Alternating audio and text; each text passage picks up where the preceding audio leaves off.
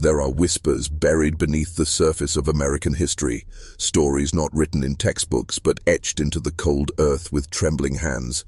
Imagine this, a cardboard box discarded like yesterday's refuse, nestled deep within the woods of Philadelphia's Fox Chase neighborhood.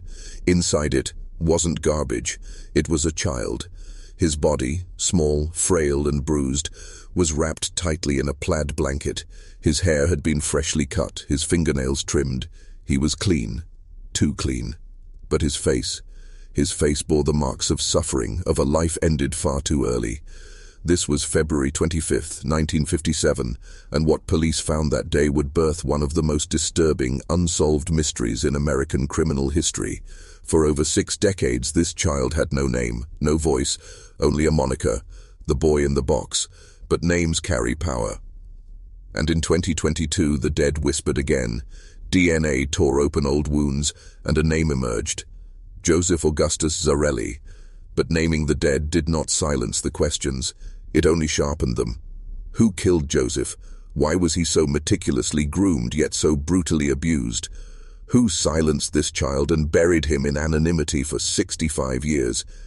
You're about to descend into a world of secrets, into a case that should have been solved in days, but was buried by silence, fear, and something far more sinister than anyone ever expected.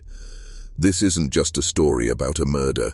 It's about what happens when institutions fail, when those who should protect instead erase. The truth has teeth, and you're about to feel them sink in. Joseph's death is still an open homicide, but the real story may never make it to court. This story isn't for the faint-hearted, it's for those who understand that behind every tragedy lies a system, a shadowed hand pulling strings, shaping silence. There's a reason this case stayed cold for so long. Secrets like this aren't just forgotten.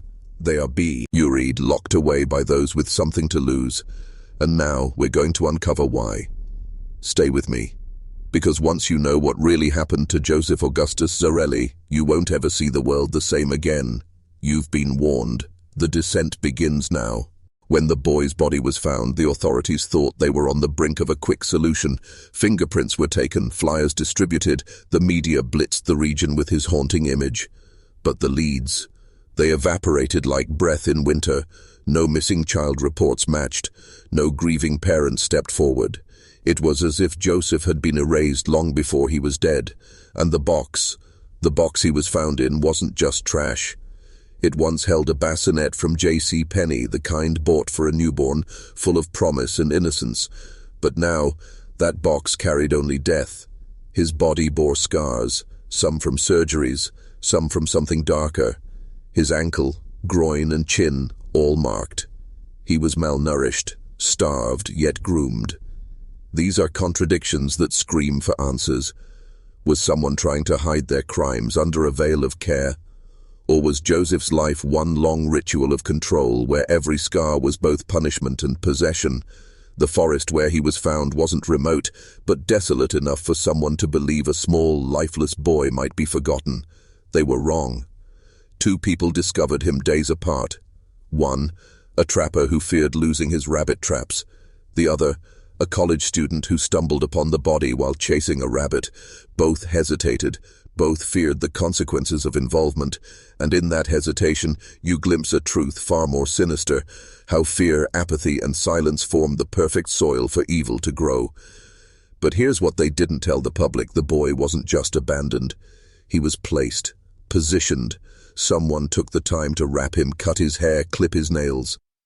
Death didn't rush this. It was deliberate. This was a message, a ritual, or perhaps a signature.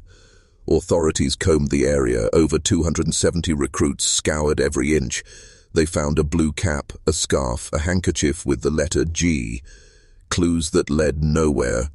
Or perhaps clues that someone ensured led nowhere. Because when a child disappears and no one reports him missing, someone powerful might be hiding. Someone connected. The boy's face was plastered on bills, walls, newsstands, but not a single soul came forward to say, "I knew him." A child who lived and died invisible. And yet, his story refuses to die. We are only beginning to dig beneath the surface of this silence. Keep watching, because silence, when forced, becomes the loudest scream. The silence surrounding Joseph wasn't natural. It was engineered.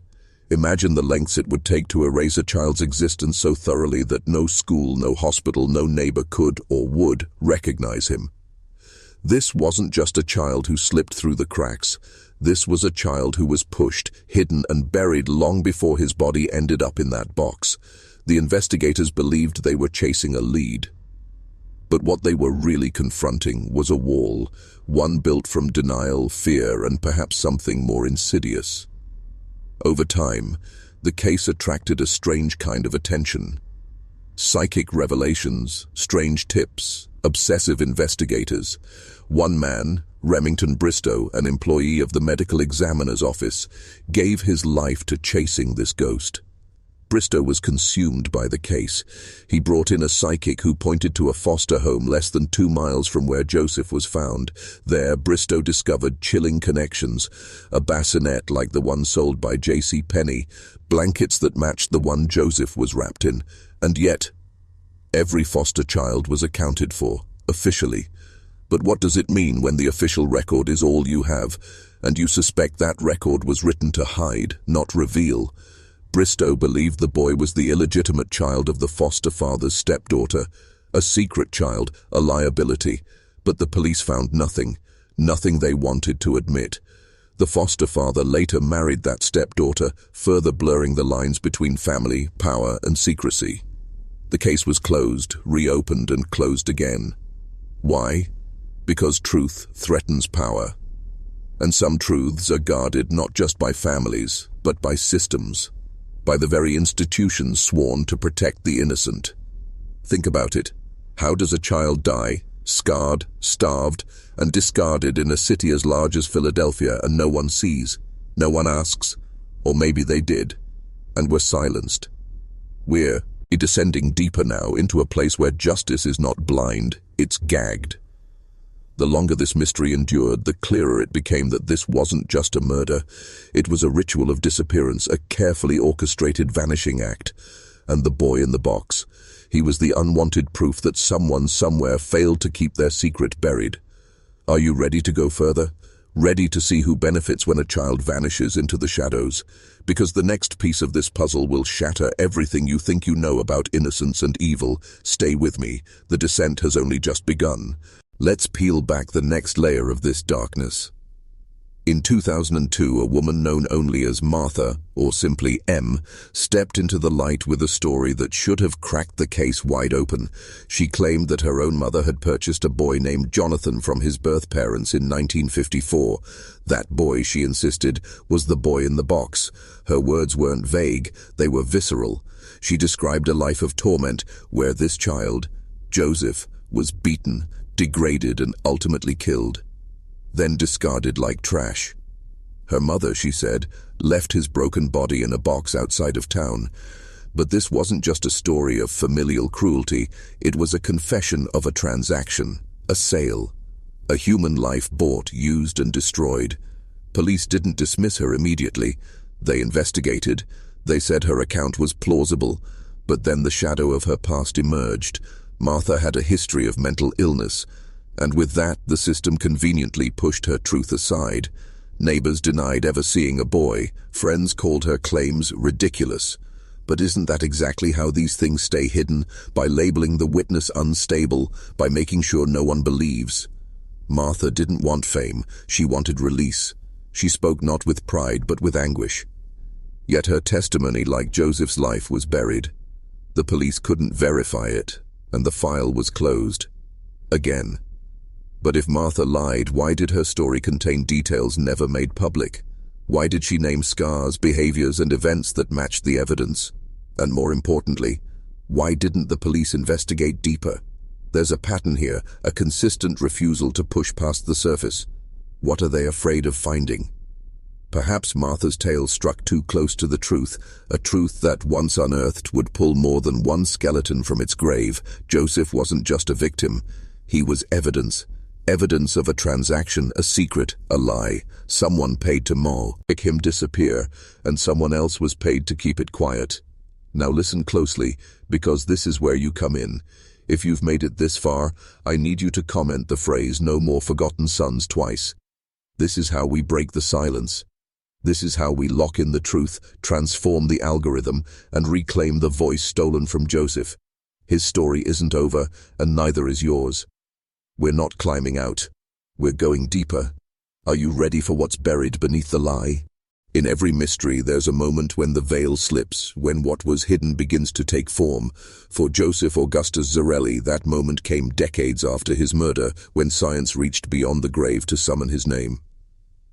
In 1998, his fragile body was exhumed, not for justice but for identification. DNA was pulled from a tooth, a fragment of a life long erased, yet even then the silence held. For 20 more years, Joseph remained nameless, lost in the machinery of unsolved deaths. But in 2019, something shifted. Another exhumation, another desperate attempt to uncover a truth too dangerous to remain buried. And then, DNA databases, once created to reunite families, became tools of revelation. A cousin uploaded their DNA to a public genealogy platform, unknowingly unlocking a door that had been sealed for over half a century. Investigators followed the thread, and a mother, Joseph's first cousin, submitted her genetic profile. It led to a match. A court order unearthed his birth certificate. The name that emerged was Joseph Augustus Zarelli, born January 13, 1953, dead by February 1957. His parents, both deceased. Their names, Augustus Gus Zarelli and Mary Elizabeth Betsy Plunkett. Their legacy, a silence that spanned generations. But here's where it gets colder. Joseph was the child of a prominent family in Delaware County, people with influence, status, and the means to silence an inconvenient truth. Why didn't anyone report him missing? Why did a child born into prominence end up dead, beaten, and discarded? No foster home to blame now, no psychic theories to chase. The truth was close, hidden in the shadows of privilege and power. Joseph lived at 61st and Market Streets. Neighbors had to have seen him, heard him, but no one came forward, not then, not now. What held their tongues? Fear, loyalty, or the unspoken rule that some families, some names must never be tainted by scandal? Joseph didn't disappear. He was erased. Systematically, methodically, and with the kind of precision that only power can afford. His name was known in 2021. Yet it wasn't released until December 2022. Why the delay? Who stood in the way? And what did they have to lose if the truth came out? We're not done yet. The darkness here is generational, institutional, and it's deeper than you can imagine. Keep your eyes open. The next revelation will burn. The truth was never lost. It was withheld. Think about it. Joseph Augustus Zarelli's name was uncovered by genealogists in October 2021. Yet the public remained in the dark until December 2022. That's over a year of silence, of controlled information. Why? Because names have consequences. When a dead child is linked to a family of influence, revelations must be managed, truth must be diluted. And what better way to protect the powerful than through delay, distraction, and redirection? Consider this. Joseph's biological parents were both dead, but his half-siblings, alive. Somewhere men and women walk freely, carrying pieces of Joseph's bloodline, perhaps even his memories. Did they know? Did they suspect? Did they speak out? Or were they silenced by the weight of legacy? The official narrative is thin. Authorities claim Joseph lived past the age of 4, lived but unseen. No one remembers him, no school enrolled him, no doctor treated him. Lies. Children leave traces, unless someone is determined to erase them. We've crossed into territory where the lines between family and institution blur, where those who should protect children instead bury them, first in life then in death.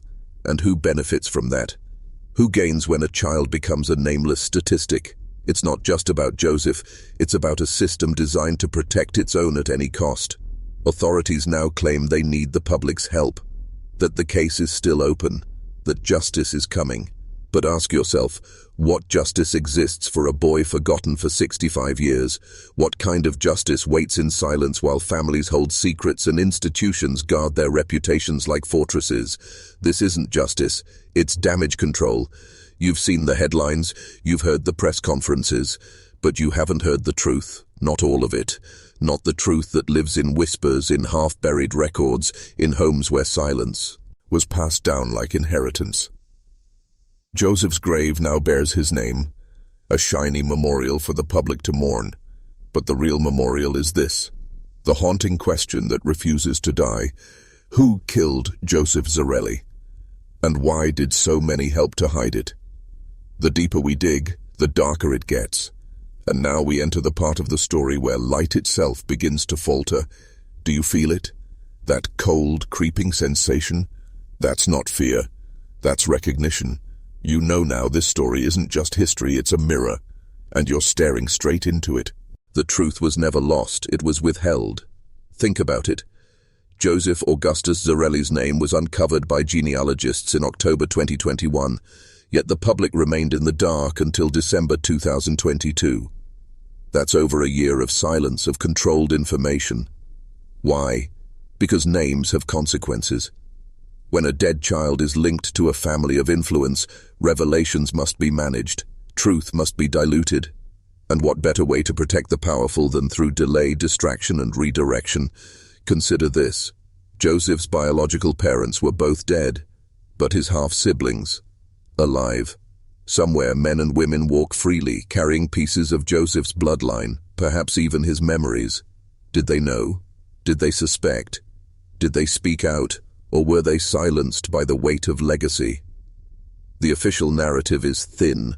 Authorities claim Joseph lived past the age of 4, lived but unseen. No one remembers him, no school enrolled him, no doctor treated him. Lies. Children leave traces, unless someone is determined to erase them. We've crossed into territory where the lines between family and institution blur, where those who should protect children instead bury them, first in life then in death. And who benefits from that? Who gains when a child becomes a nameless statistic? It's not just about Joseph, it's about a system designed to protect its own at any cost. Authorities now claim they need the public's help, that the case is still open, that justice is coming. But ask yourself, what justice exists for a boy forgotten for 65 years? What kind of justice waits in silence while families hold secrets and institutions guard their reputations like fortresses? This isn't justice, it's damage control. You've seen the headlines, you've heard the press conferences, but you haven't heard the truth, not all of it. Not the truth that lives in whispers, in half-buried records, in homes where silence was passed down like inheritance. Joseph's grave now bears his name, a shiny memorial for the public to mourn. But the real memorial is this, the haunting question that refuses to die. Who killed Joseph Zarelli? And why did so many help to hide it? The deeper we dig, the darker it gets.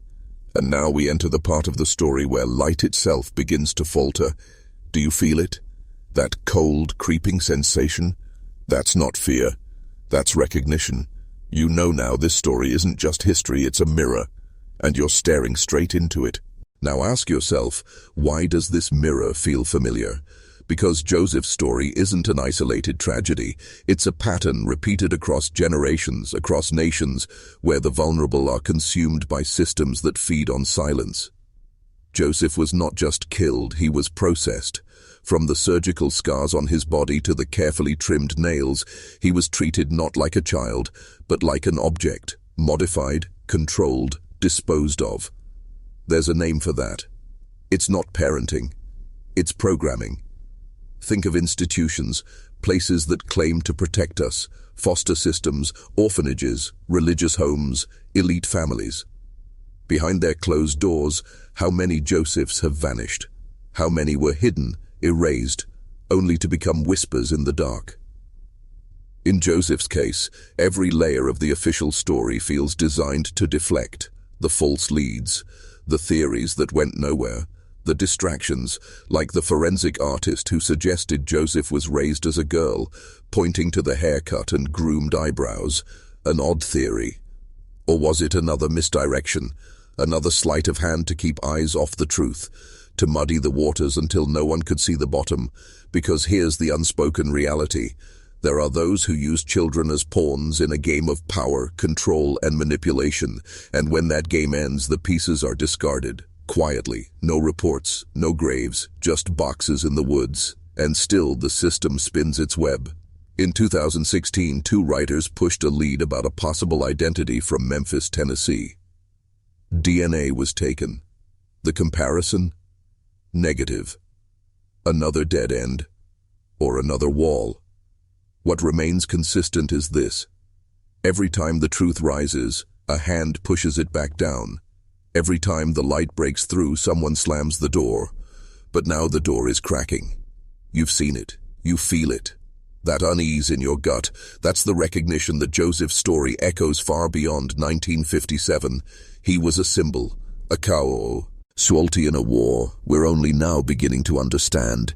You think you've seen darkness? We haven't even reached the bottom. The next layer is older, colder, and it carries the stink of rot. Rot at the heart of power. Stay with me. We're about to pull the curtain, and what's behind it will haunt you. You've followed the blood trail this far. Now brace yourself. Because behind the curtain isn't just a broken family or a failed investigation, it's something far more disturbing. A structure of control so vast, so woven into everyday life that most never see it. Joseph's short, brutal existence was not an accident. It was a consequence of being born into a world where certain lives are disposable. He was born to a prominent family, but prominence doesn't guarantee protection. Sometimes it ensures secrecy, sometimes it demands sacrifice.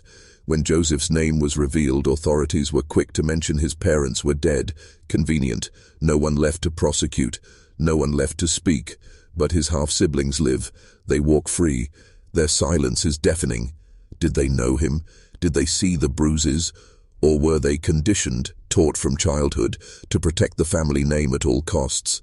You see, institutions don't just suppress truth, they manufacture loyalty.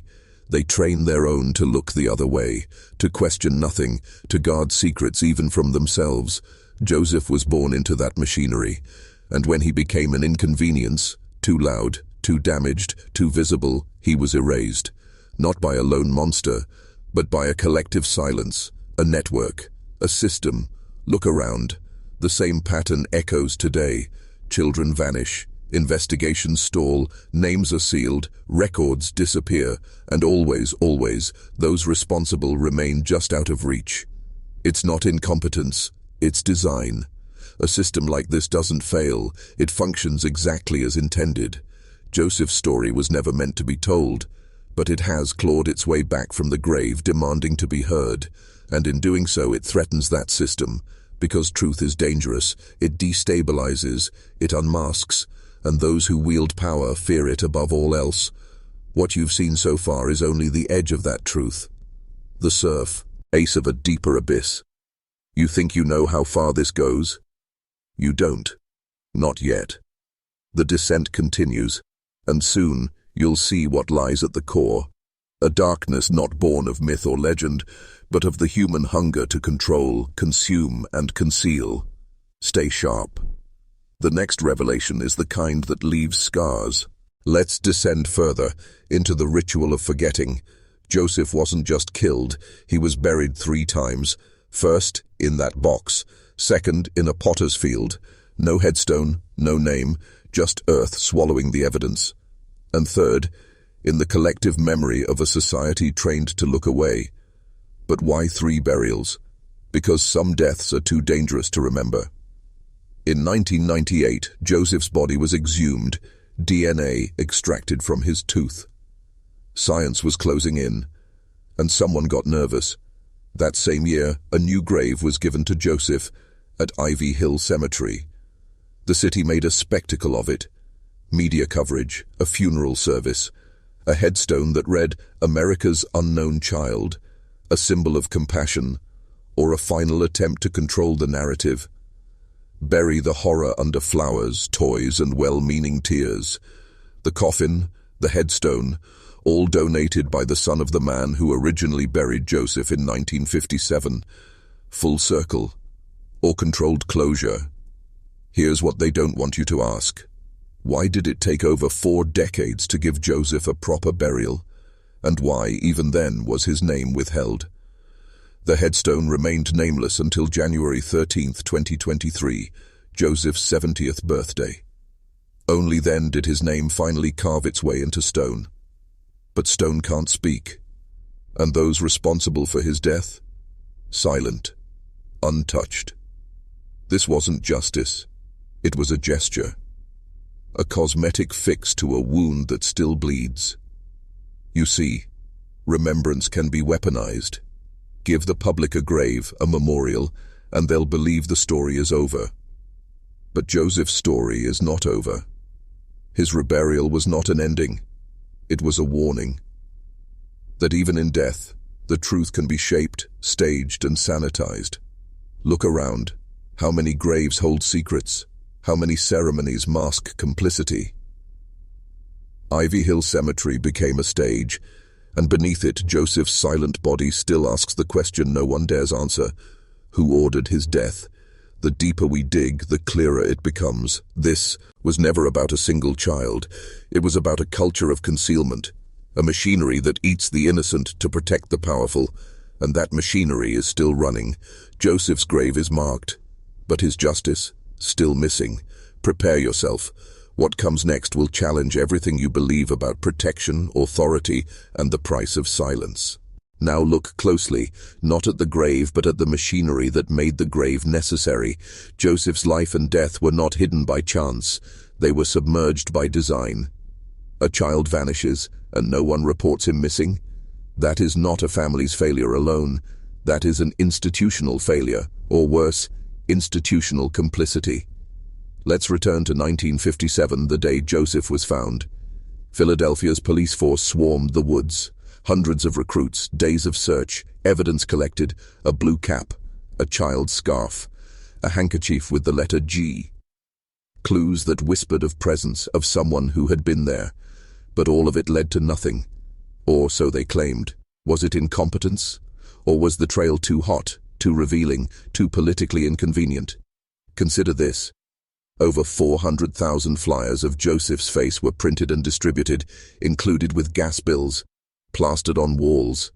And yet no teacher, no neighbor, no doctor, no relative came forward. For decades. That's not neglect. That's enforced silence.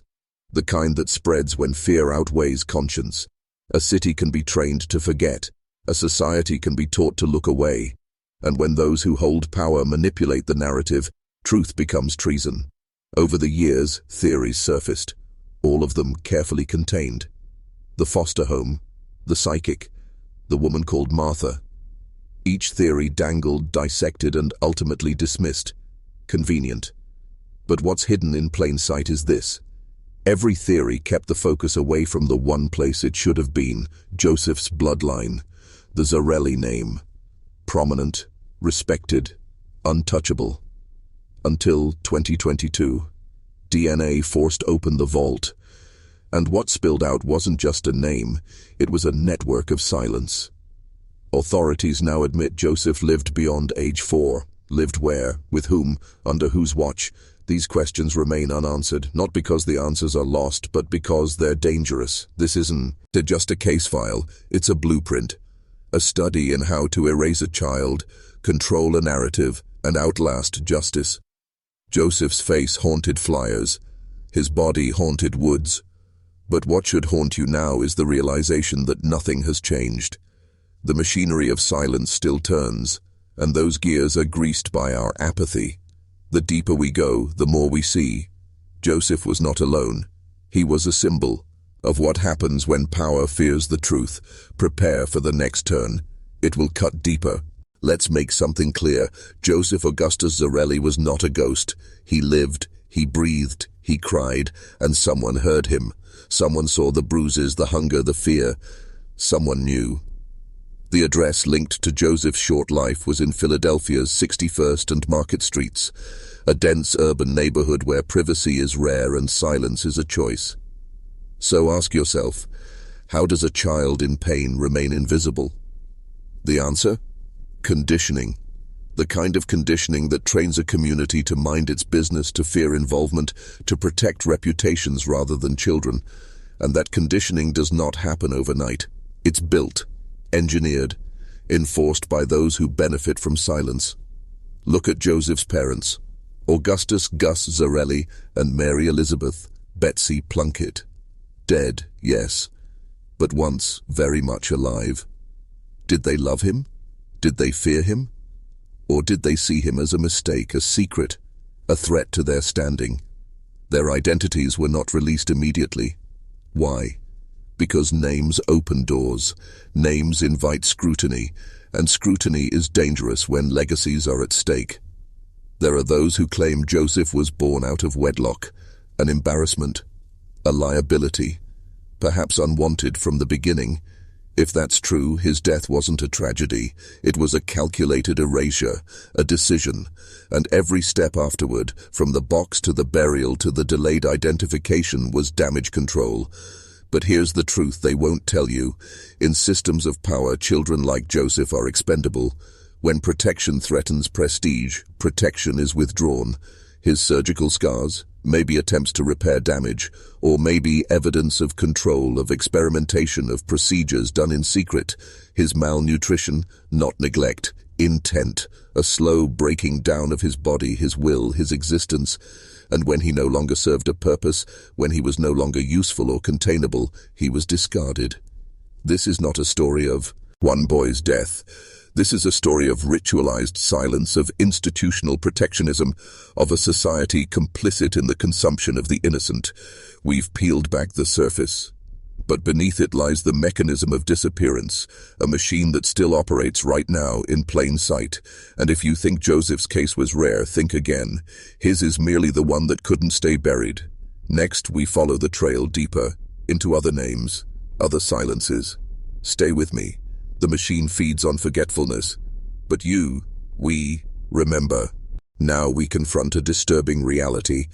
Joseph was not merely a victim of physical violence. He was a casualty of psychological control. Look again at the details. Freshly cut hair, trimmed nails, cleaned body. These were not the acts of someone trying to hide a crime. These were the acts of someone enacting a ritual. A performance of control even in death. Why? Because control was always the goal, not just of Joseph, but of those around him. The evidence suggests his final days were not chaotic but calculated.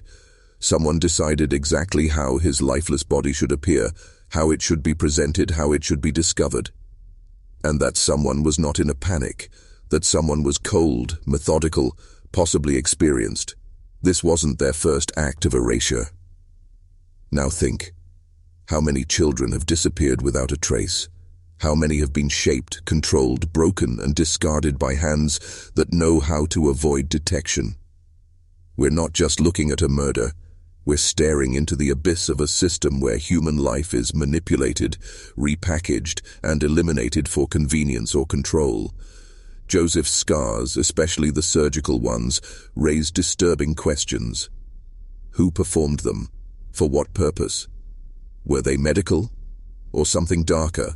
Experimentation, punishment, branding. Every mark on his body tells a story, one that no authority has dared read aloud. Why? Because to speak the truth about Joseph is to expose the possibility of other victims, other boxes, other graves. You see, Joseph's story is not contained within a single crime scene. It radiates outward into homes, clinics, institutions, into the very places meant to nurture and protect. But these places can be twisted. Institutions become factories of obedience, breeding silence through fear and punishing deviation with erasure. Joseph may have resisted. He may have been too loud, too visible, too defiant. And in a world obsessed with image and secrecy, defiance is unforgivable, so they silenced him thoroughly. But even now in death, his silence is breaking. His name has returned, and with it, the uncomfortable truth. Joseph was a symbol, a warning, and a mirror. He reflects what happens when we allow fear to rule, when we trade justice for convenience. And that reflection demands an answer. Will you look away, or will you descend further? Because the next layer is raw, and it holds names, institutions, and systems that have never been exposed. Until now, we now stand at the edge of revelation, where names become more than labels. They become keys. Augustus Gus Zarelli and Mary Elizabeth Betsy Plunkett. These were not unknown drifters. These were people tied to a community, to status, to legacy. And legacy does not tolerate scandal. If Joseph was born in secrecy, an illegitimate child a complication, then his entire existence was a threat to that legacy. The system surrounding them had one job, to protect the bloodline, not the boy, and that's exactly what it did. From the moment of Joseph's birth, decisions were made, not for his benefit, but for the preservation of appearances. Think about it. A child born out of wedlock in the 1950s to a well-regarded family. The shame, the gossip, the loss of status. It was unacceptable. So they acted. At first, perhaps they tried to hide him, keep him indoors, keep him silent. But children are not silent forever. Their presence leaks into the world. Neighbors notice, questions are asked.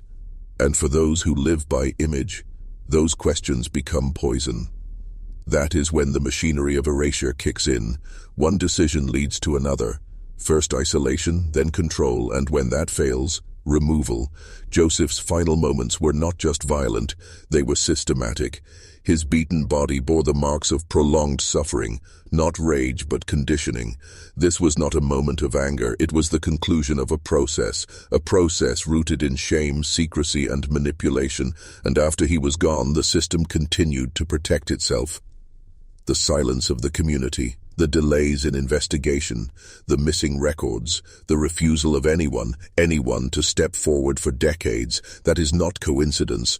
That is structure, institutional manipulation, psychological control that radiated beyond the family through law enforcement, media, and the public itself. Everyone was trained in one way or another to forge, to accept the mystery, to bury the truth. But the DNA didn't lie. It ripped the mask away. And behind that mask is a truth that still terrifies, that in this world power protects itself, even if it means sacrificing a child. We are no longer asking who killed Joseph Zarelli. We are asking who allowed him to die, and who profited from his silence. The answers are closer than you think. And in the next step, we begin to name them. The time has come to speak the unspoken. For decades, Joseph's death was framed as a mystery, but what if it was never meant to be solved? What if the very people tasked with seeking justice were bound, not by law, but by loyalty? The Zarelli name carried weight in Delaware County. Influence, connections.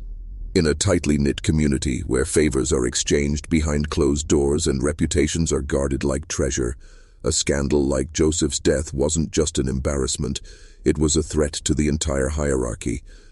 So when his battered body appeared in that box, the machinery moved swiftly, not to solve the crime, but to contain it. Evidence was gathered, yes, but it led nowhere. Clues were documented, but no one followed them beyond the surface. Why? Because beyond that surface lay the rot. An elite family, perhaps intertwined with law enforcement, politics, or business. Protecting them meant burying Joseph. Not just his body, but his story. This wasn't about one child. This was about preserving power, and power demands sacrifices. You must understand, control doesn't operate through chaos. It operates through precision. The delayed identification, the suppressed DNA results, the vague press releases, they were all calculated moves, designed to pacify, to present the illusion of progress while ensuring the truth remained hidden. When Joseph's name was finally revealed, authorities emphasized that both his parents were dead. Convenient. The dead don't speak. They don't defend themselves. They don't testify. But the living? His half-siblings, his extended family, they remained silent. No interviews, no statements, just shadows. This silence is not accidental. It is enforced. Whether through fear, shame, or allegiance, those who know the truth have chosen to guard it. And the institutions, they've complied. Even now, law enforcement frames the case as ongoing, but They ask the public for help, as if the public withheld the truth for 65 years. No. The truth was withheld from the public, kept behind the iron curtain of institutional manipulation, and now that curtain is fraying. You've seen what lies beneath, the threads of power, fear, and silence woven into every layer of this case. But we're not done yet, because behind every institution is an architect, someone who built the lie and watched it grow. In the next section, we seek the architects. The hands behind the mask. Let's find the architects, the hidden hands who didn't just bury Joseph but engineered the conditions for his burial. These aren't men in shadows, they are men in suits, women in pristine clothes, judges, doctors, police chiefs, social workers, people whose very titles demand trust. But trust can be weaponized, and in Joseph's case it was. You must understand, when a child from a powerful bloodline becomes a liability, containment becomes the priority.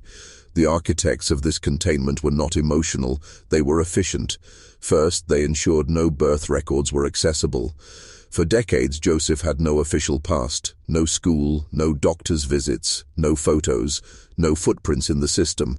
That doesn't happen without deliberate action. Records lost, files misfiled, names redacted. Someone with access, with authority, made sure Joseph disappeared administratively long before he disappeared physically. Then there's the media. Initially, they swarmed the case, 400,000 flyers, news coverage, a frenzy.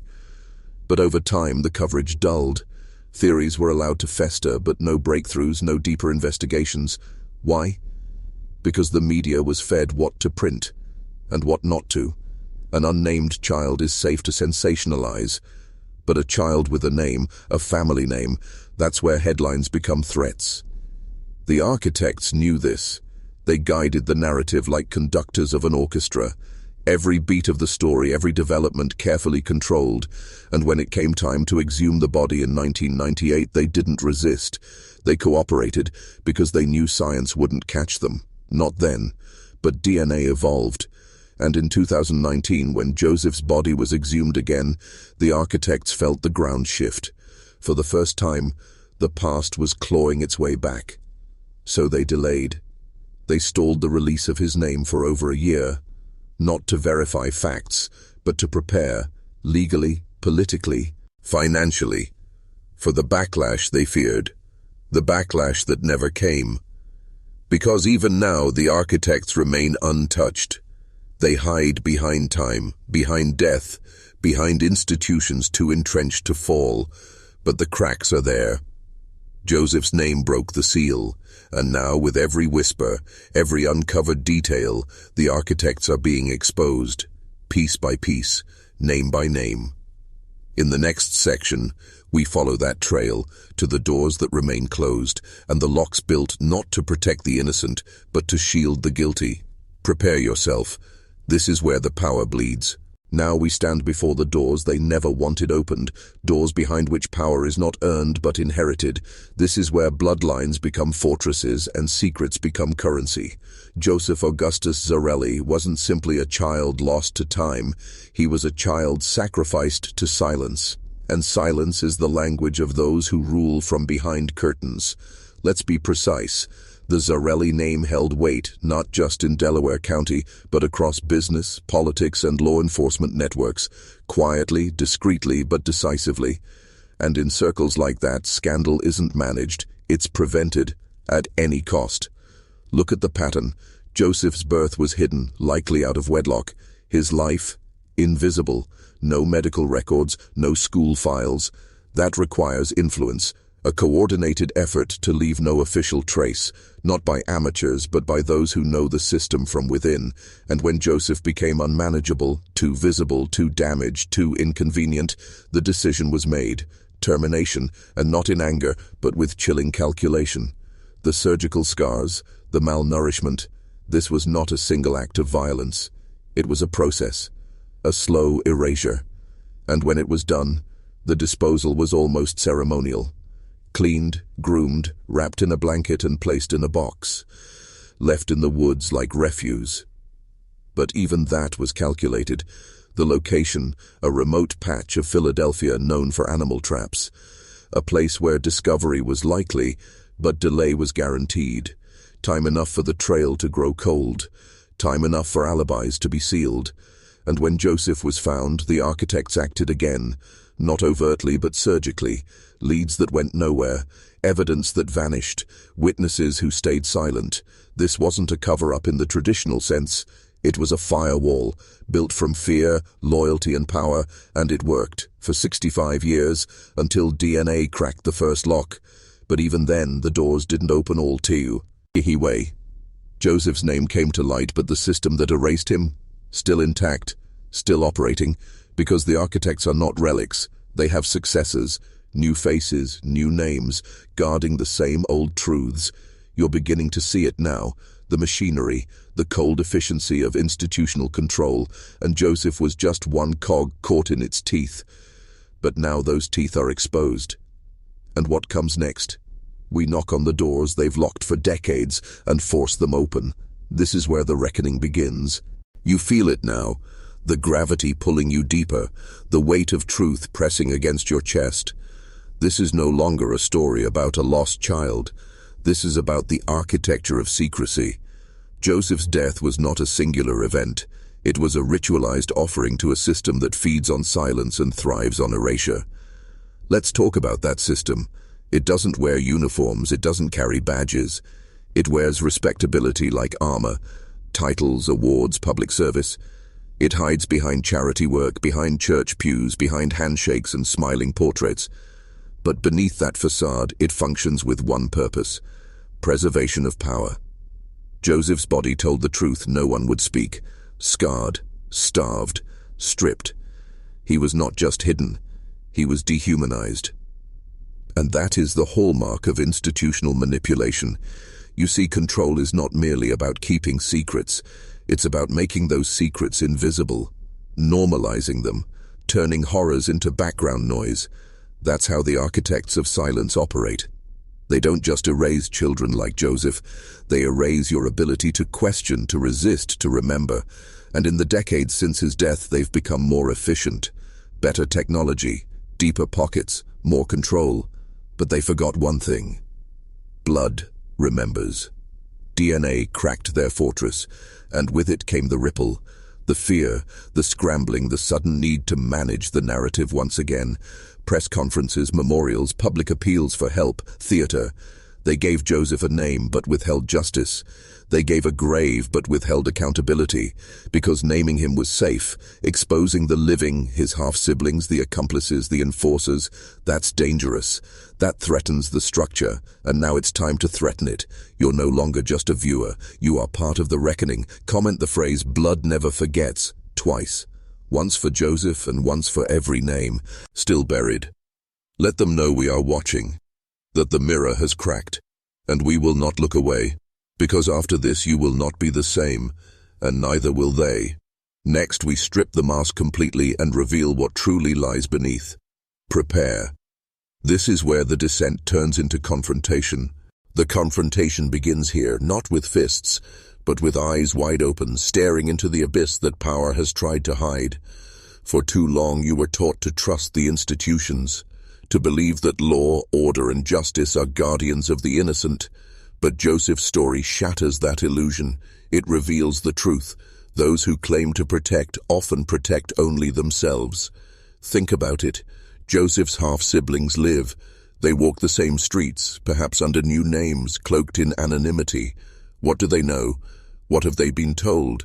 Were they witnesses? Were they victims too? Or were they molded from childhood to become extensions of the very system that erased their brother? And the law. They claim the case is open. But what actions have been taken since Joseph's identification? None that they'll admit. No arrests, no indictments, no revelations. Because to pursue justice now would require dismantling the very pillars that have stood untouched for decades. It would expose the network, familial, institutional, generational, that allowed this child's death to remain unpunished for 65 years. Do you feel the weight of that number? 65 years of silence, of darkness, of complicity, and even now they hope it fades again. That Joseph's name, now carved in stone, will become a relic, a story filed away. But this story cannot be filed away. Not anymore. Because you've heard it. You've seen the cracks. And once seen, this truth cannot be unseen. The machinery of control wants you to forget, wants you to move on, but you won't, because you've spoken the phrase, blood never forgets, and in doing so, you've become part of the fracture in their fortress. They fear that. They fear men who see, men who speak, men who refuse to obey. Joseph's death is a mirror.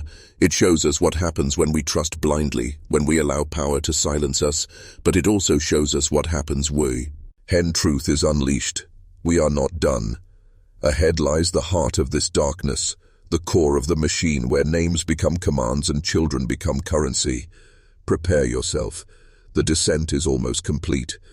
And what waits below is the raw, unfiltered truth they've spent generations trying to bury. Now we reach the heart, the engine room of the machine where innocence is consumed and silence is forged in blood. Joseph was not the first. He will not be the last, because in systems of control, children are not sacred. They are resources, tools, and when they outlive their usefulness or threaten the narrative, they are discarded. You must understand this. Joseph's body was not hidden in a remote wasteland. It was placed deliberately in proximity to homes, roads, life. It was a message, a warning to those who might question, who might dig too deep. His death was not just an erasure, it was a display, and in such displays the architects test the limits of obedience. Who will speak? Who will turn away? Who will dare to pull at the thread? For years no one did. But now you are here, and the thread is unraveling. The names, the institutions, the false comforts, they can no longer shield the truth. Joseph's story is an entry point, a map etched in bone. It leads to other cases, other victims, other unknown children buried under layers of bureaucracy and deliberate forgetting. The foster home theory, dismissed. The woman called Martha, discredited. Every lead systematically neutralized, not through investigation but through doubt. Doubt is their weapon. They plant it, nurture it, until the truth feels like fiction. But look deeper. These weren't dead ends. They were gates. Behind them, handlers, enforcers, those who make sure secrets remain buried, and some of them still live. Retired officers, family members, officials who once signed papers, made calls, arranged disappearances. Time has shielded them, but time is no longer on their side. The veil is thinning. You are seeing what they swore would remain hidden. That Joseph's death was not a crime. It was a procedure. Sanitized, contained, forgotten, until now. Ahead lies the final descent, where we expose the machinery not as myth, but as reality. The system that took Joseph has never stopped. It's evolved, and in the next step you will see how far its reach extends into your world, your life, your future. Watch closely. The final revelation begins. Now the final descent begins, not into myth, but into the living architecture of control that surrounds you every day. The same system that consumed Joseph Augustus Zarelli has merely refined its tools. In 1957 they used boxes and blankets. Today they use screens and silence. Understand this, the machinery that erased Joseph has adapted. It no longer needs to hide bodies in forests. Now it hides truths in plain sight, buried beneath waves of noise, distraction, and manipulated narratives. Every institution you trust, schools, hospitals, law enforcement, even media, can be co-opted, not by brute force, but by alignment. A quiet understanding among elites, protect the structure at all costs. Joseph's erasure was one such cost, and now they've learned to make the erasure cleaner, faster, harder to trace. But the pattern remains. Vulnerable children disappear, physically, emotionally, administratively. Their names vanish from databases. Their cries are labeled as domestic issues. Their bruises go unseen by mandated reporters trained more in self-preservation than truth. And when someone tries to speak, to expose, to remember, they are silenced. Through lawsuits, through smear campaigns, through threats. You've seen this. You've felt it. The discomfort when questioning the official story. The fear of looking deeper. That fear was planted by the same architects who orchestrated Joseph's vanishing. This is not paranoia. This is history. Documented, repeated, denied. Joseph's case is not unique. It is typical. The difference is that his DNA broke the system. For a moment, the truth surfaced, and they scrambled.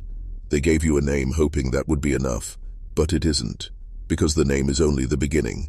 What you must now see is that Joseph's fate is a warning, a mirror, a call to vigilance. The next Joseph will not be found in a box in the woods. He will vanish behind a screen. He will be erased not by hand, but by apathy, unless you see, unless you resist. In the next section, we expose how the machinery persists today, how it shapes your thoughts, your fears, your silence. This is where the forbidden becomes undeniable, and once you see it, there is no going back. Look around you. The machinery of erasure hasn't stopped. It's evolved into something more insidious, more invisible, more complete. In Joseph's time, it took effort to hide a child. Today, all it takes is data manipulation. One keystroke, one administrative decision, one false report, and a life is buried beneath layers of digital fog. You've already seen it. Stories that vanish from the headlines, victims whose names fade within days, crimes under investigation that never resolve. This is not chaos, it's coordination. The architects of Joseph's silence did not die with his parents. They multiplied. They now occupy boardrooms, city councils, newsrooms. Their allegiance isn't to truth or justice, it's to stability, control, perpetuation of a system where appearance matters more than reality. Joseph's death taught them something dangerous, that the public will forget, that time is their ally, that truth without power is harmless. So they refined their tools. They no longer need to control every mind, they just need to control the narrative, and they do it through repetition, distraction, noise. The modern machine feeds you endless stories, but none with teeth. It teaches you to skim, not to think, to react, not to question. And when a truth too large, too damning begins to surface, it's buried beneath a storm of irrelevance.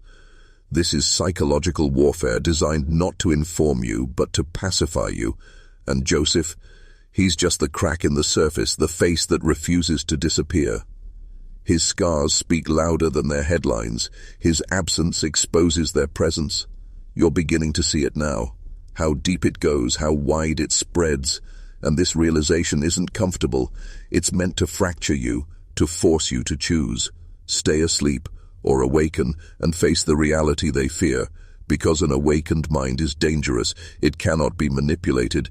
It cannot be silenced. Joseph's story isn't just a tragedy, it's a test. And now it's yours. In the next section, we uncover the faces behind the current machinery, the networks, the alliances, the enforcers of modern silence. This is where the forbidden becomes personal. Watch closely. Speak cautiously. They are listening. The faces behind the machine are not strangers. They are the trusted, the admired, the celebrated. They are the politicians who speak of justice while signing laws that protect predators. They are the executives funding campaigns of silence. They are the officials who investigate crimes only to bury the evidence under red tape and forgotten case files. These people are not rogue actors. They are part of a network, a web of alliances built not on ideals but on transactions. Power for loyalty, silence for advancement, and at the center of this web is a doctrine: protect the structure, not the people. Joseph's death exposed this doctrine. When he became inconvenient, every face of authority turned away, not out of ignorance but out of obedience. That same obedience still governs today. Look at modern scandals, the ones that briefly surface, only to be forgotten. Epstein's Island, institutional abuse in religious orders, missing children dismissed as runaways. Every one of these could have been Joseph, and behind each the same pattern emerges: evidence delayed, witnesses discredited, investigations stalled. This is not incompetence, it is design. The enforcers of silence work methodically. They infiltrate child protection agencies, control funding for investigative journalism, dictate what cases receive attention, and when someone dares to dig too deep, they are labeled unstable, unreliable, or worse, a conspiracy theorist. It's a tactic honed over decades. Isolate the truth teller, discredit the evidence, move the public on. But now something's changed. The digital age has made control harder. DNA cracked their shield, and platforms like this, where truth can spread, pose a threat they cannot fully contain. That's why they monitor, flag, suppress. Not all at once, but gradually, stealthily. They know that truth, unchecked, becomes wildfire. And Joseph's truth is the sperm. RK, you've seen the names, you've felt the patterns. Now it's time to confront the network head-on, to map the modern machinery, to reveal how Joseph's story is not in the past, but in the present. The next section will show you how they keep you docile, distracted, and compliant, how your very thoughts are shaped by their hands. Get ready. The next revelation targets you directly, and it will change everything. Now we target the nerve center, the mechanism they use not to hide truth, but to mold your perception of it. You've been told that your thoughts are your own, but the reality is darker. In Joseph's time, manipulation was crude. Control the press, silence witnesses, destroy records. Today, it's psychological engineering on a global scale. Algorithms, media saturation, manufactured outrage. You're bombarded with headlines designed to trigger, not inform. Every notification, every post, every breaking story is part of a stream meant to fragment your attention because a distracted mind doesn't question, it doesn't investigate, it obeys. And while you scroll, while you consume, the real stories, the forbidden ones, are buried under noise. Joseph's case was almost buried forever. Not because of lack of evidence, but because no one was allowed to see. The architects of control knew this. If they could dominate perception, they didn't need to hide the truth. They could simply redefine it. They train you to dismiss uncomfortable truths as conspiracy, to mock those who question, to idolize those who comply. This is control, not through force, but through consent. You've been conditioned to accept what you're given, but Joseph's return disrupts that conditioning. His scars force you to feel. His story compels you to question, and they fear that. Because once you question one narrative, you begin to question all of them, and that is dangerous. To them. Understand this, the same forces that erased Joseph are now engineering your reality. Every app, every channel, every piece of news filtered through lenses they control, not to protect you, but to pacify you. Joseph's suffering was real, his death deliberate, and your ignorance of it designed. Now you see, and with sight comes responsibility. In the next section, we pierce the veil completely. We expose how you've been shaped to serve, their system, and how to break free. This is the threshold. Cross it, and you will not return the same. Speak carefully. Watch everything. They are watching you. You've crossed the threshold. Now you see the prison not made of bars, but of thoughts, curated, polished, implanted. The architects of Joseph's silence did not stop with him. They expanded their reach into your mind, your identity, your reality. This is the final form of control, internalized obedience. From birth, you were taught narratives of justice, of safety, of authority. You were told the system serves you. But Joseph's mutilated body tells a different story. His life was erased, and the world accepted it because it was trained to. And so were you. Ask yourself, how many Josephs have been buried under the weight of your indifference, your trust, your fear of seeing too much? The architects rely on that fear. They cultivate it through entertainment that mocks truth seekers, through education that avoids uncomfortable history, through work that drains your energy, so you have no time left to question. They need you asleep. They need you compliant, because an awakened man is unpredictable, and unpredictability is the enemy of control. Joseph's death is your wake-up call. His scars scream what the media won't say. You are not safe. You are managed. The system protects itself, not the weak, not the innocent, and certainly not you. But now you are armed with truth, and truth is fire. Once lit, it spreads. It consumes the lies, the distractions, the manipulations, and that fire must be fed with action. Speak Joseph's name, share his truth. Refuse to let the architects bury him again. Refuse to let them bury you. In the next section, we reveal the cracks, signs that their control is slipping, that their fortress is crumbling. And in those cracks, there is power, your power. Prepare. This is the moment you stop watching and start fighting. They want your silence. Give them fire. You felt the fire begin to rise. The burn of knowing that everything you trusted was crafted to control you, and now in the darkness you see it clearly. Their fortress is not impenetrable. It's cracking, splintering, because truth is corrosive. And Joseph's story, once uncovered, is acid on the walls of their deception. Look at the signs. Whistleblowers stepping forward, digital leaks slipping through their grasp, families refusing to be silenced. These are not random events. They are fractures, evidence that their grip is loosening. For decades they operated in the shadows. Now the light is bleeding in. DNA exposed Joseph's identity, yes, but it also exposed their failure. Despite every effort, they couldn't keep him buried. They couldn't stop you from hearing his name, and they know what that means. Every truth that surfaces fuels the fire of awakening, and when men awaken, they begin to resist. The architects fear resistance, not loud rebellion, but quiet defiance. The refusal to accept their narrative. The decision to dig deeper, to question harder, to speak louder. Every time you reject their version of reality, you weaken their control. Joseph's case is not an isolated crack, it's a breach. And breaches spread. Now imagine what happens when more names are revealed, when more forgotten victims are unearthed, when the structure they've built over generations begins to collapse. That collapse is coming, slowly, relentlessly, and you are part of it. Every time you choose awareness over distraction, every time you speak truth into silence, you chip away at their facade. You are not powerless, you never were. They just taught you to believe that. But now belief is shifting, and as it shifts, they panic. They tighten their grip. They double down on control. That is how you know the end is near. In the next section, we show you what they fear most, and how to use that fear to bring their fortress down. You've seen the cracks. Now we break the wall. Together, now we strike at the center, where fear lives, not in you, but in them. The architects, the enforcers, the manipulators, they fear exposure, not death, not violence. Exposure, because once seen for what they are, their power dissolves. Joseph's return from oblivion was their warning shot. His identity, long buried, became a weapon. His name, once erased, now echoes, and with every echo their illusion weakens. So what do they fear most? You, fully awakened. Because an awakened man is uncontrollable.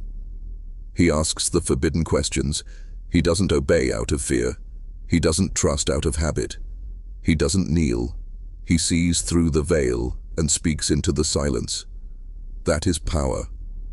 And power is contagious. Their system relies on your isolation, on you feeling alone in your doubt, in your questions, but you're not alone. You are part of a growing fracture, a brotherhood of the aware, the relentless, the unbroken, and the architects can't stop it. They've tried with censorship, with disinformation, with division. But the fire keeps spreading. Joseph's truth lit it. Your voice feeds it. Their fear fuels it. And now they are exposed. Their rituals of silence, their games of manipulation, they've lost control. The fortress is shaking. And in that quake, you must act. Speak Joseph's name. Tell his story. Burn their illusion with truth. They will fight back. They will try to drown you in noise. But you have already seen too much. You are already free. In the next section, we break the seal completely. No more metaphors, no more shadows. We name what must be named. We strike the final blow. Get ready. Their fear will become your fire. Let it consume everything they've built. It's time. No more symbols, no more whispers. We name the truth they've buried beneath decades of fear and manipulation. Joseph Augustus Zarelli was murdered, and that murder was facilitated by a system built to protect the powerful and silence the expendable. The names tied to his bloodline, the institutions that erased his life, the officials who watched in silence, they are complicit. Augustus John Zarelli, Mary Elizabeth Plunkett. These were not ghosts. They were real, living people with connections, with resources, with protection. And yet, when Joseph died, there was no justice, no mourning, no accountability, only silence. Cold, calculated silence. His body, left in a box like refuse, was a message. It said, "We decide who matters. We decide what is remembered." But that message has failed. You've heard it. You've rejected it. And now you send your own. We see you. The courts, the police, the press, all had a chance to break this case for decades. They didn't, because they were told not to. Power whispered, and they obeyed. Every unopened file, every delayed test, every ignored lead was a brick in the wall they built to keep Joseph forgotten. But now, that wall is cracking. Their names will not be forgotten. Their roles will not be erased. You must understand, their greatest fear is not just being exposed, it's being known. Their names linked forever with the truth they tried to bury, and you will make it so. Joseph's death was not an anomaly. It was a template, a pattern repeated in countless cases, in countless cities, under countless names. The machine is vast, but it bleeds, and when it bleeds, it can die. In the next section, we open the vault. We show how Joseph's case connects to others, how this web of silence stretches across decades and borders. You've named the guilty. Now we reveal the full scope of their crimes. The reckoning is near. Stand firm. Speak louder. The machine is breaking. Now we walk among the unmarked graves, the physical remnants of a system that consumes and erases. Ivy Hill Cemetery holds Joseph now, but before that he lay in a potter's field, a grave for the unwanted, the unclaimed, the inconvenient. But Joseph was never unwanted. He was hidden, like so many others. Across the country there are fields, basements, and forgotten institutions where the bodies remain, unnamed, unacknowledged, and uninvestigated. These are not lost children. They are disposed children, erased not by poverty or misfortune, but by design. Search the archives and you'll find their traces. Missing persons reports closed without answers. Coroner's notes that don't add up. Case files misplaced in bureaucratic labyrinths. This is the work of the architects, masters of procedural amnesia. The more you dig, the more you realize. Joseph's box was not a coffin. It was a container, holding the weight of generations of institutional violence. And it is bursting open. Witnesses tried to speak. Some disappeared. Some were labeled unstable, untrustworthy. Martha, dismissed. Bristow, ignored. The psychic who led investigators to the foster home, ridiculed. Patterns again. When truth approaches the core, it is always discredited, always disarmed, but the bodies remain. Silent evidence, and Joseph's DNA shattered their silence. Now imagine if every unmarked grave was exhumed, if every unknown child was given a name. The ledger would grow, and with it, the pressure. That pressure is building. The public is no longer blind. The web of silence no longer holds. Joseph's name was the beginning, but it's not the end. It's a signal, a demand. Open the graves, break the seals, name the dead, because only then can the living be free. In the next section we face the final revelation, what Joseph's death truly reveals about the world you live in, and the choice you must now make. The fire is here. Will you carry it, or will you let it die in darkness? Decide. This is the final veil, and beyond it lies the revelation that fractures the illusion forever. Joseph Augustus Zarelli was not just a victim, he was a symbol, a mirror held up to a world built on obedience, silence, and the exploitation of the powerless. His death was not just a crime, it was a ritual, a calculated message written in bruises and blood saying, "This is what happens when you are born into the wrong place at the wrong time, to the wrong people." But ask yourself, who defines wrong? Who decides whose life has value? The same system that left Joseph in a box is still defining value today, and you live under it, every day. You are not outside the machinery, you are inside it. Managed, categorized, measured for usefulness. And when you no longer serve the system's needs, economically, politically, ideologically, you are discarded. Maybe not in a box, maybe not in a field, but erased all the same. The architects of Joseph's erasure have built a world where apathy is survival, where silence is safety, where truth is a threat.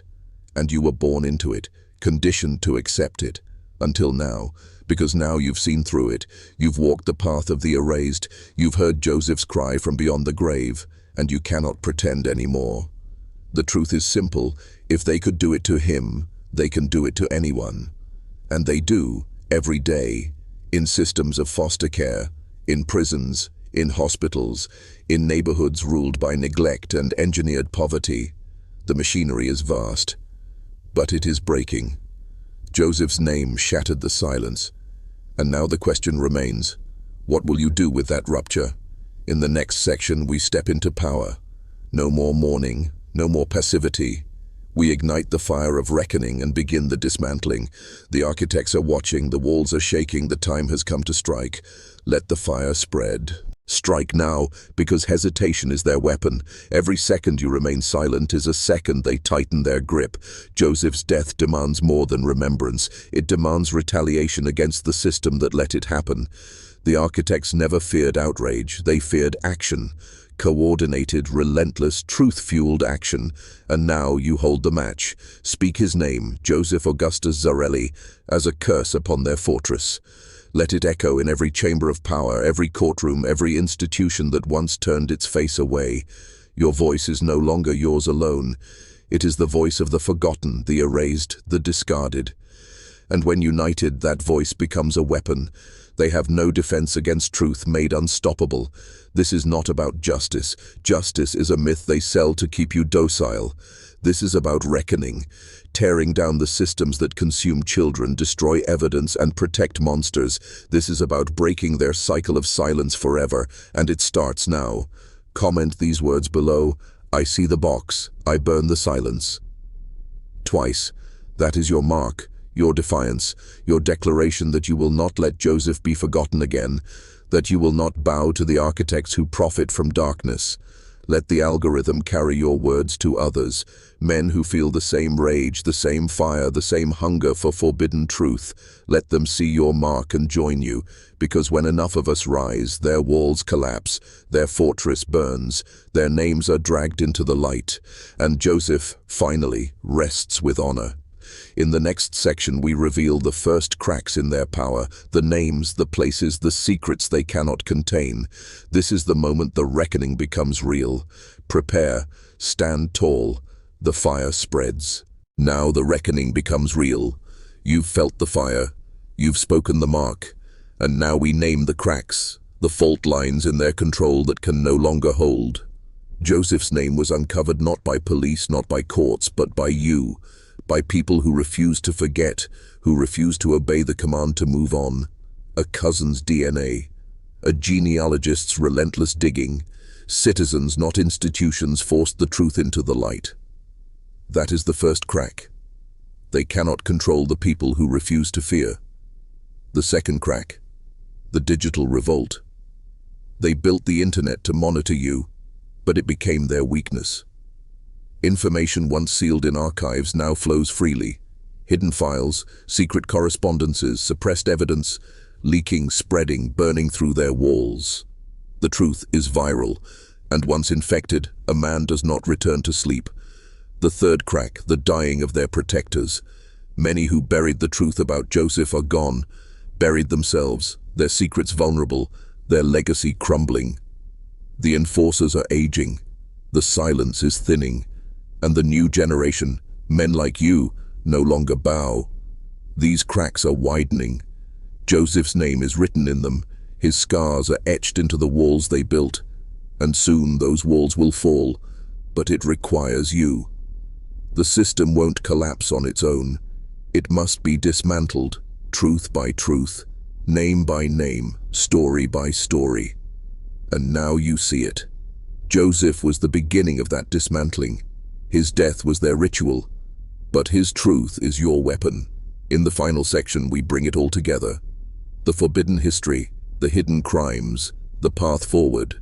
This is where you step from witness to warrior. Joseph's silence has ended. Now their silence must burn. Ready yourself. The last strike comes now. This is the end, but not the end of Joseph Augustus Zarelli. No. His story will not vanish again. His name will not be buried beneath polite silence or institutional fear. You've walked with him, from a cold box on the side of Susquehanna Road, through layers of lies, into the dark heart of a system built to erase. You've seen the scars they left on him, and the scars they left on us all. You've felt the weight of forbidden history, the sting of truths hidden in plain sight. And now you understand, Joseph's life and his death were never meant to be remembered. His story was meant to remain unfinished. But you finished it. You gave voice to the voiceless. You burned through the silence, and now the architects of erasure know. They cannot erase Joseph again. They cannot erase you. So what now? The fire has been lit, but will it be sustained? Or will you turn away, return to sleep, and let them win? That choice is yours. But remember this. Every truth you share weakens their control. Every conversation you spark feeds the reckoning. Every man who awakens becomes a warrior. Joseph's death was meant to instill fear, but his truth births courage. Now I ask you, what other names remain in boxes waiting to be unearthed? Comment below the name of a mystery or dark truth you believe we must uncover next. Let's ignite the next fire together. And if this journey through darkness has opened your eyes, like, share, and subscribe to History's Dark Mirror. Help us shine light on the stories they fear. Help us remember the forgotten. Help us dismantle the system of silence, one truth at a time. Because in this mirror we don't just reflect history, we expose it.